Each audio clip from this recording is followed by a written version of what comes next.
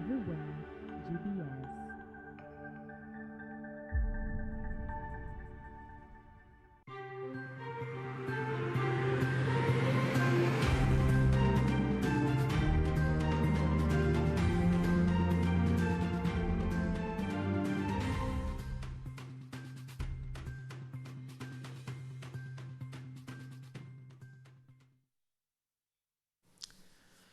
Well, a very good morning and thank you very much for joining us on GBS Morning Extra. It is the 14th day of the month of November 2019. You're tuned in to the GBS Morning Extra here with me, Timothy Omondi. My sign language interpreter this morning is Simon Wafula.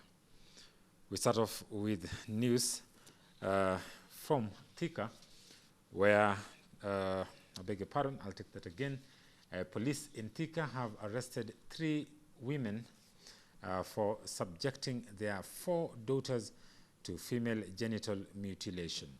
The circumcised girls were taken to the Thika Level 5 hospital where they are receiving treatment. The girls are aged between 9 and 12 years. Thika West Sub-County Police Commander Beatrice Kiraguri said that the cut was carried out on Friday night by an elderly woman from the town of Kiandutu slums who is still at large. Kiraguri said they received information from the public that some girls had been detained in a house at the estate and swung into action. The women have been detained at the Thika police station waiting to be charged. Kiraguri said that the practice will not be condoned in the town and that anyone found was to face the full wrath of the law. Local residents say that the incident was the first to be reported in the estate and lauded the police for their swift action. Last week, President Uhuru Kenyatta warned that those practicing FGM that they will be dealt with firmly. He said FGM is an outdated cultural practice that should be eradicated completely. Tukasikia tangu Monday ndio walifanyiwa kitu ya SGM. Sasa tukasema wacha tuite the authority waje wajue kama ni ukweli, lakini tumekuta hiyo mambo ni ya ukweli na tuwezi kubali mtoto msichana kutairishwa. Kulingana na hiyo kitendo, hata Biblia yenyewe imekataa. Kama ni wanaume ni sawa kutailiwa, lakini ukiingia hata kwa Biblia hakuna pahali utasikia mwanamke yeyote ametailiwa. Kwa hivyo na sisi kama macho ya serikali hiyo lazima tuingilie, na sisi kama tukitumwa na serikali tunakuja chini ya serikali. Nimepigiwa simu tukaambiwa tukutane hapa, kuna wamama wanatairisha wasichana, na mnajua hiyo kitu president alikataa kutoka jana, na ikaambiwa yule atakutwa akifanya hivyo atashikwa. Sasa hiyo kitu ndio imetuma tukue wapi? Tukue hapa. Leo nataka kusema tulipata habari kutoka kwa wananchi wazuri na wakatueleza kuna watoto kama 4 wamefungiwa nyumba mahali wenye wameadago FGM. And so I managed kwenda na officers wangu na ni kweli tukapata hao wasichana 4 wamefungiwa kwa nyumba na mzazi wa mmoja mwenye is the caregiver of the little girls. They are aged between 9 up to 12 years. It is true they have confirmed they underwent FGM on Friday, but certainly it was done by a certain lady who is residing in Kiadutu. We are yet to go for the lady who did the FGM.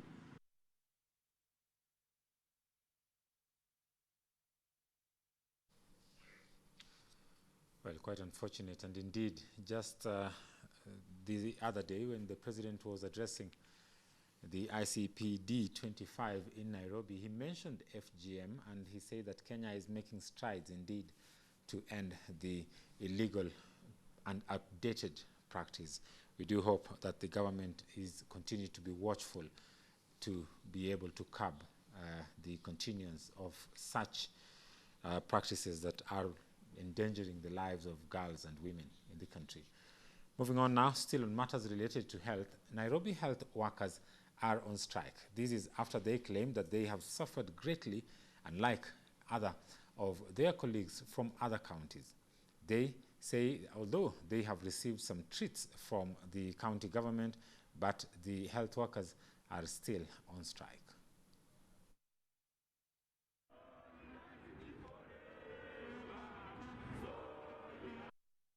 Following the Nairobi health workers' strike that kicked off on Tuesday, they have received pressure from the county government threatening to sack those participating in the strike.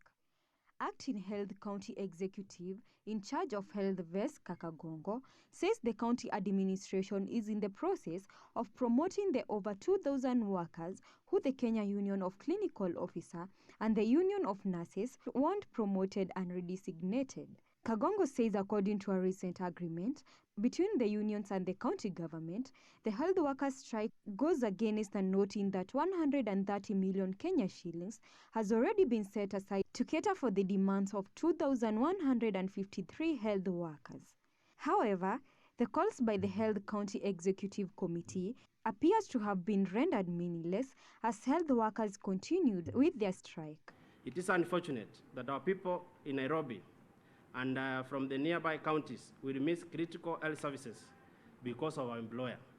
Subsequently, our members are advised to camp daily at City Hall till they are given their promotions and redesignations. On Tuesday, the striking workers marched to City Hall to express their frustrations but were dispersed on arrival. They claim that they have suffered greatly since the health sector was devolved, claiming they have not been promoted unlike other colleagues in the counties. Bunge la kaunti lilipitisha bajeti ya kupandishwa vyeo kwa wafanyikazi wa afya. Pesa zipo, lakini wale wahusika hawataki kutekeleza,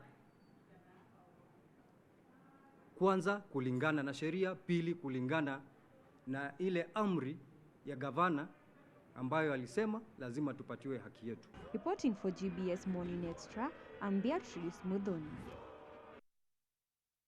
Now, moving on to another story, is that another maize scandal is unwinding that involves the disappearance of 4.5 billion Kenya shillings, which is part of 11.67 billion that the government, through the Ministry of Agriculture, allegedly spent to import maize into the country in the year 2017.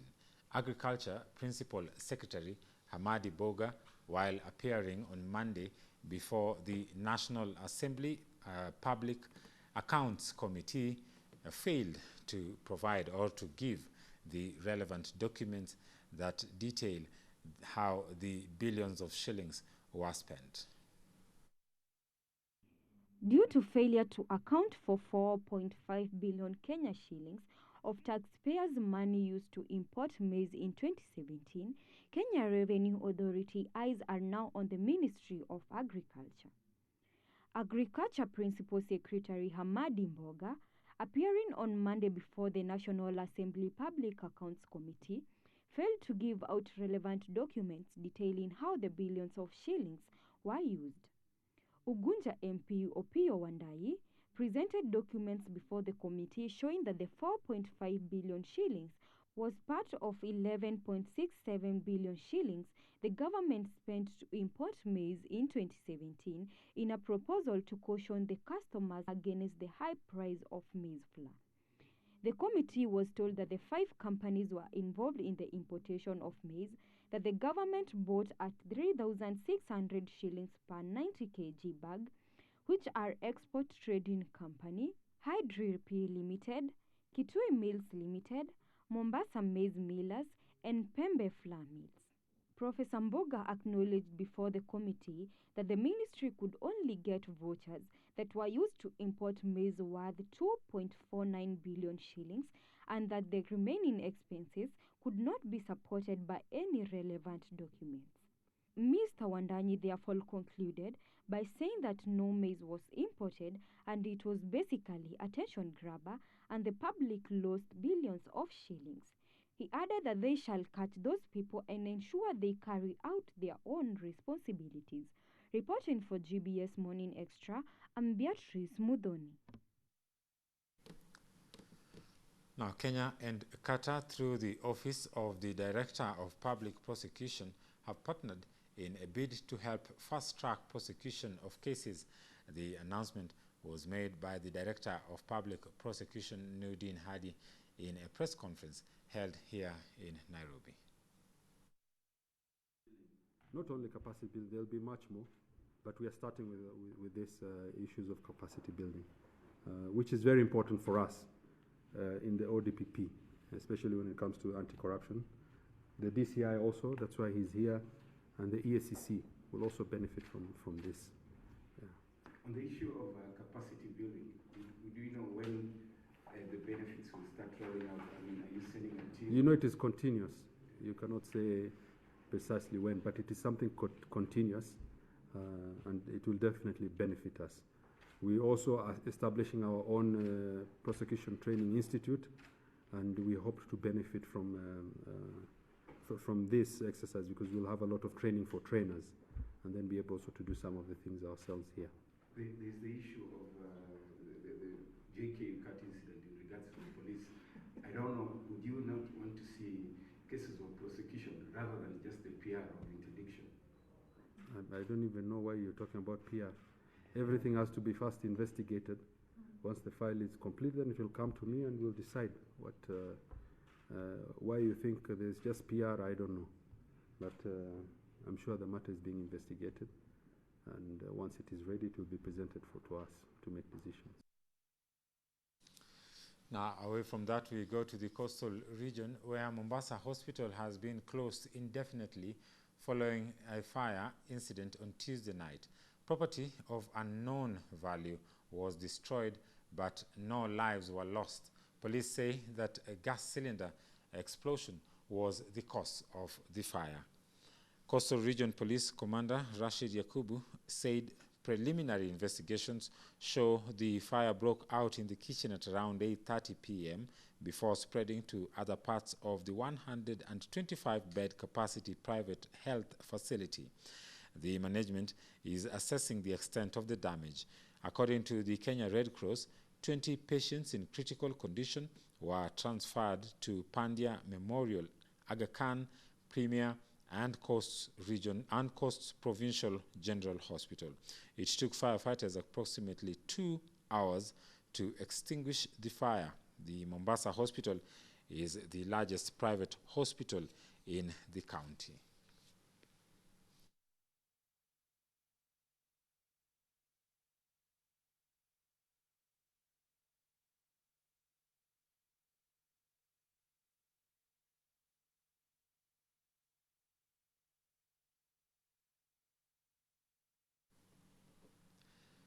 Now, traders who have been retailing the maize flour that were banned by the government are now accusing suppliers of abandoning them after they were left with huge stocks of the 5 brands of maize flour banned by the government over high levels of aflatoxin. Let's listen into this story by William Ochanda. Both wholesalers and retailers countrywide are left with huge stocks of the 5 brands of maize flour that was banned by the government over high levels of alpha toxin. The traders have accused their suppliers of abandoning them over stocks worth millions of shillings in their stores. Retail store owners have tried to reach out to suppliers of the brands that are listed as contaminated to collect the flour, but they say that they also don't have a place to dispose them, leaving retailers in a crisis as they feel the chances of recovering their money is nil. The 5 brands were banned by the Kenya Bureau of Standards on November 9th. Even as retailers and wholesalers ponder on their next action on the issue, traders operating food joints, especially in markets and bus terminuses, continue with their businesses as usual, with consumers streaming in to consume their favorite ugali. The ban on most fortified brands has, however, forced the food vendors to take flour obtained from posho mills, since they no longer know which brands to trust anymore. The chairman of the Association of Professional Societies in East Africa, APSEA, said that they are requesting KEBS, the millers and NCPB, as well as other suppliers to work together and get to the bottom of this issue so they can supply safe flour to the nation. Reporting for GBS Morning Extra, I'm William Ochanda. Well, moving on to other stories. An engine failure led to the crash of a plane owned by a local airline, Silverstone Air, at Wilson Airport. A report has revealed. The report further states that the report by the Aircraft Accident Investigation Department indicates that the plane's left engine experienced interstage turbine temperature, that's ITT, fluctuation, which forced the pilot to abort takeoff. William Ochanda with that. The aborted takeoff by Silverstone's pilot was as a result of an interstage turbine temperature fluctuation, ITT. These are findings reported by Aircraft Accident Investigations Department, AAID. ITT is the temperature of the exhaust gases between the high pressure and low pressure turbines. During the dramatic landing, the aircraft hit airport's perimeter fence before gliding through an embankment, and later on halted after one of its wings hit a tree. A report placed before Parliament's Transport Committee read that investigations by AAID established mechanical problems that prompted the crew to abort the takeoff. This report was tabled after Kenya's Civil Aviation Authority, KCAA, ordered the suspension of Silverstone's Dash 8 fleet for 7 days. Silverstone is experiencing a reputation quagmire as another accident had occurred to one of its aircrafts whose wheels fell off, endangering the lives of its passengers. Reporting for GBS Morning Extra, I'm William Ochanda. And now we cross borders to South Sudan, where streams of returnees have been making their way home to South Sudan following the signing of the revitalized peace agreement in September 2018, which has resulted to peace in the country. Doreen Wawira with more on that story.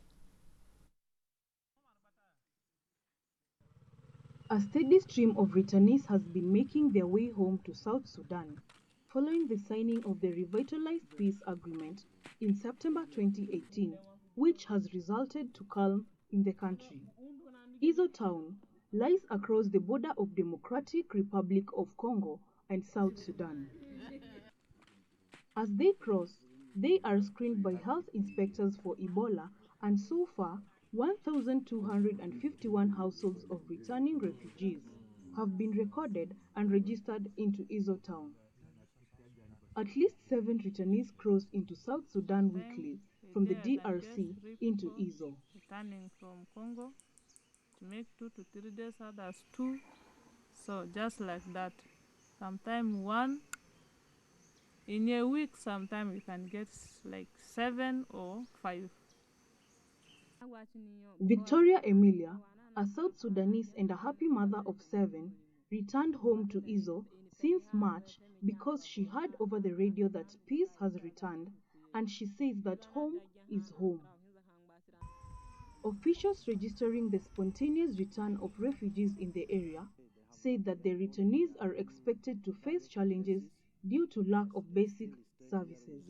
There are people around, and they still face problem also with food, shelter, and other things that can sustain a human being. For the resilient returnees, there is already lack of schools in the area, but close to 70 school-going children who have returned from DRC have begun learning under trees. 9-year-old Justin is among the students, and he is optimistic about his future. My name is Justin. I am in class 4. I want to be a doctor. To get to them, their teacher, Ignacio Aquile Togo, has to cycle 3 hours to ensure the lessons go on, and he does this with no pay. This is our kids. To leave them idle like this for money only, that is not good. That is why we try to continue with them, teaching them. Despite all the challenges, these returnees say home is where they want to be because of the prevailing peace. We think that it is our country, but to go and remain there in Congo, so it is difficult for us because the situation there in Congo is a bit tough. That is why it makes us to come and open our school to teach our children. An assessment team visiting South Sudan, UNIMIS, witnessed the challenges returning communities are faced with. It already has 68 students, but the total count, I think, should go well above that. And this would be a very, important thing to do, because education is one of the key drivers for development. It's also a key driver for peace. The more knowledge people have, the more they are likely to engage in peaceful and constructive activities. It is hoped that South Sudan's prevailing peace will hold, and that various organizations will chip in to ensure that basic needs are met for these returning communities. Wabira Doreen, GPS Morning Extra. Now, very interesting there, and we do hope that as the peace continue to prevail in South Sudan, that we are going to see more returnees in the country and the stabilization of the Africa's youngest state. Now, we come back home to a feature story that we had prepared for you today. The dairy industry in Kenya has been facing a myriad of challenges, and that's not a lie, for a long time. A closer look into the industry that sustains millions and is vital not just for food, but for food security, but also for nutritional value. Poor pay is among the major factors crippling growth in this vital industry. This week, our reporter Beatrice Modoni tells us about a dairy company in Nyeri, that's the Mukurweini company, that is staying true to its farmers in ensuring that their farmers are well catered for in order to keep the raw material coming. Regardless of many challenges the dairy farm in Kenya face to supply the product, they are still expected to deliver quality to the processors at the end of the day. For discreet farmers, what they feed their animals determine the yield. This means feeding their animals with 70% forage and 30% concentrates to produce a total mixed ratio. However, the high cost of livestock feed can sometimes amount up to 70% of the total cost of milk production. Around the month of August this year, milk quadrupled the purchasing price. To many dairy farmers, this was considered as exploitation. Though it is argued that there are other costs associated with milk business, among them transport, storage, processing, packaging and distribution, the huge disparity between what they pay farmers and what the retail consumers are charged is incomparable by many other food products processed locally. On September 2019, Kenya Dairy Farmers Federation, KDFF, spoke on behalf of local dairy farmers who have been experiencing challenges in their markets and asked the government to regulate importation of milk, especially from Uganda, saying it is hurting local farmers. In the same month of September, Agriculture Cabinet Secretary Mwangi Kiunjuri encouraged dairy farmers in the country to adapt modern milk production technology to increase production and receive value for their money through value addition and quick payment for their produce. He added that the government has pumped 140 million shillings to construct additional milk coolers to relieve of dairy farmers who are counting losses after processor cut producer price due to increase in supply. GBS had an interview with Simon Wambogo Mochiri, the Special Project Supervisor at the Milk Procurement and Expansion Department of Mukurweini Wakulima Dairy Limited in Nyeri County. The company, which started in the year 1990 November, Wambogo explained how the formation of the dairy farm was occasioned by the dire need to end the exploitation of farmers by middlemen in the region. Therefore, the farmers decided to come together and create something to build a market for their milk. My name is Simon Wambogo Mochiri. I work in Mukurweini Wakulima Limited as a Special Project Supervisor in the Milk Procurement and Extension Department. Mukurweini Wakulima Dairy Limited started in the year 1990 November. That is when Mukurweini Wakulima started. And what brought about the inception of the company was the farmers were tired of the exploitation by middlemen in the region, in the area. Wambogo explains how the farm started with 5 farmers who by then could only manage to raise 32 kg on the first day. Since then, the farm has grown to being able to process more than 40,000 liters every day.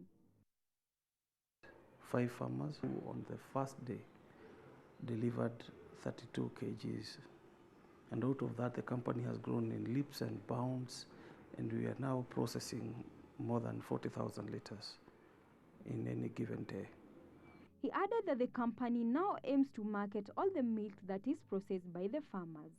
They are planning to extend their market in the near future from local market to other countries.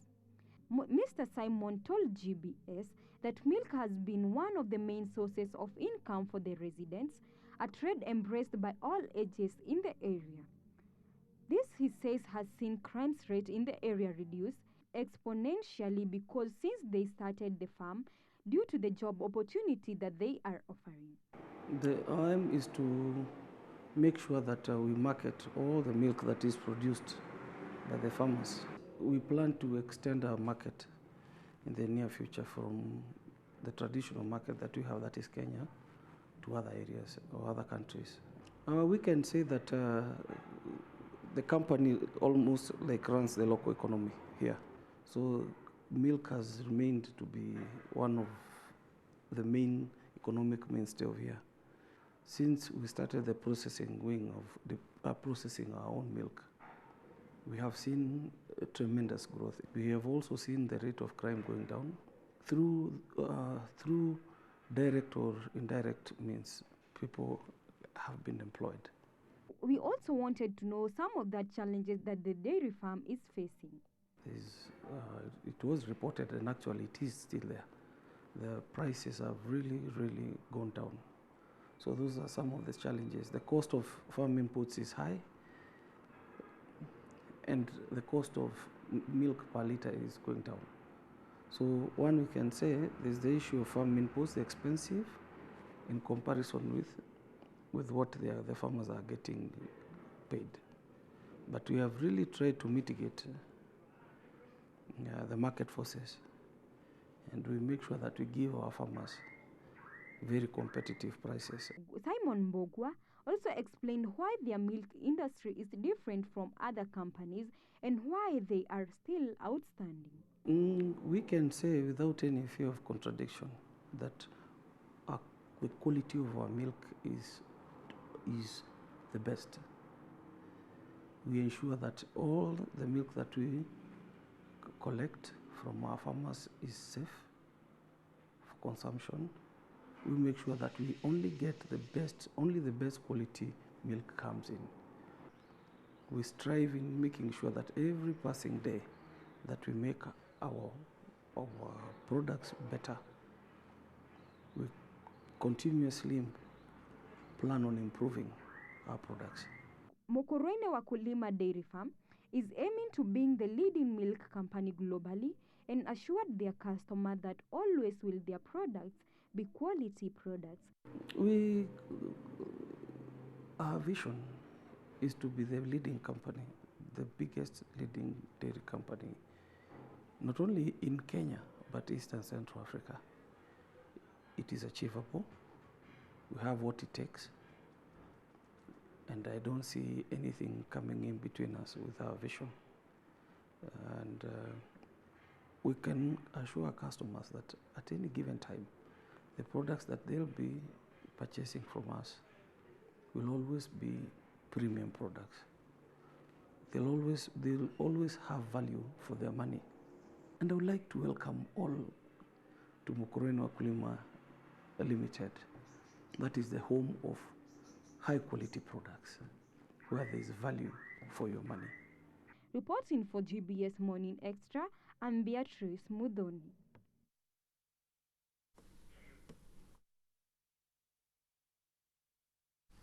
Well, indeed, quite interesting there. Story by Beatrice Mudhoni on the Mukurweini dairy farm and the work that they are doing to ensure that, of course, the farmers in the region, the dairy farmers in the region, get their daily food, but also are able to grow the economy, create employment, and make life better for each and everyone. We do wish them the best in all their endeavors.